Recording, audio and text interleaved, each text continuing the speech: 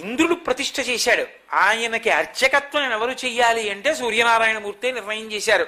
శ్రీముఖలింగం దగ్గర అర్చన చేసేటటువంటి కుటుంబాలలో సోదరుల కల్లోకి వెళ్ళి మీరిద్దరూ వచ్చి హర్షవల్లిలో నాకు అర్చకత్వం చేయండి అన్నారు. వాళ్ళిద్దరూ పరమ సంతోషంగా సూర్యుడికి నమస్కారం చేసి నదీ తీరం వెంట నడిచొస్తున్నారు. అరసవిల్లి అంటే మీ బాగా అర్థం అవుతుంది, హర్షవల్లి దాని పేరు. ఎందుకంటే అక్కడికి వెడితే హర్షం, సంతోషం తప్ప దుఃఖం ఉండదు, అనుగ్రహిస్తాడు కాబట్టి. వాళ్ళు నదీ తీరంలో నడిచి వెళ్ళిపోతున్నారు. వాళ్ళు ఎక్కడ నడిచి వెడుతున్నారో అక్కడ నది మించి ఒక మూట కొట్టుకొచ్చింది. ఏమిటని చూశారు, తాళపత్ర గ్రంథాలు ఉన్నాయి అందులో. వాళ్ళ మూట తీసి విప్పి చూశారు.